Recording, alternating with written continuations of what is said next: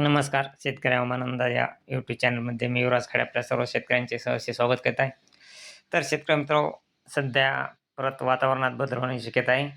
तरी आपण शेतकरी मित्रांनो 16 तारखेपर्यंत आपल्या शेतातील जी कामं आहेत ती पूर्ण करून घ्या. कारण शेतकरी मित्रांनो, सध्या तरी 16 तारखेपर्यंत कसल्याच प्रकारे पावसाचा अंदाज नाही. परंतु 9 तारखेला थोडेफार वातावरण परत ढगाळ होण्याची शक्यता आहे आणि काही जिल्ह्यांमध्येच नॉर्मल पाऊस पडू शकतो 9 एप्रिलला. परंतु शेतकरी मित्रांनो, सध्या तरी 16 एप्रिलपर्यंत पावसाचा कसलाच अंदाज नाही.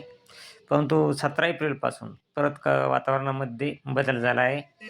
कारण की शेतकरी मित्रांनो, अ, दोन्ही समुद्राच्या टोकावर अ, पूर्ण असे एकदम जोरदार असे पावसाळी वातावरण तयार झालेले आहे आणि या कारणामुळं दोन्ही समुद्रामध्ये देखील पावसाळी वातावरण होण्याची दाट शक्यता आहे आणि त्या ठिकाणी हाय प्रेशर दोन्ही समुद्रामध्ये 2 हाय प्रेशर तयार झालेले आहेत आणि हाय प्रेशरमुळे बाष्पयुक्त ढग हे महाराष्ट्राकडे तसेच पूर्ण देशामध्ये येण्याची दाट शक्यता आहे आणि त्या बाष्पयुक्त ढगामुळे महाराष्ट्रात परत काही राज्यामध्ये देखील 17 एप्रिलपासून पावसाची शक्यता आहे. तसेच 16 एप्रिलला देखील शेतकरी मित्रांनो बरेच वातावरणात बदल होणार आहे. कारण 16 एप्रिलला देखील महाराष्ट्रामध्ये एकदम खूप ढगाळ असे वातावरण राहणार आहे 16 एप्रिलपासून. हे जवळ-जवळ पूर्ण महाराष्ट्रामध्ये राहण्याची शक्यता आहे. संभाजीनगरपर्यंत ते नाशिकपर्यंत आणि इकडं नांदेडपर्यंत. विदर्भ साईडला ढगाळ वातावरण कमी राहील आणि परत 17 एप्रिल देखील 30 पोझिशन राहणार आहे. पूर्ण महाराष्ट्रामध्ये वातावरण ढगाळ राहणार आहे आणि स्थानिक स्वरूपाचा पाऊस हा 18 एप्रिलपासून पडण्याची दाट शक्यता आहे. तसेच शेतकरी मित्रांनो, 19 एप्रिलला देखील तीच परिस्थिती आहे. 19 एप्रिलला देखील पूर्ण महाराष्ट्रामध्ये ढगाळ वातावरण राहणार आहे आणि काही जिल्ह्यांमध्ये नॉर्मल पावसाचा शिडकाव होऊ शकतो. सध्या तरी त्याचे पावसाचे प्रमाण हे जरी कमी असले, एकदम ढगाळ वातावरण आहे.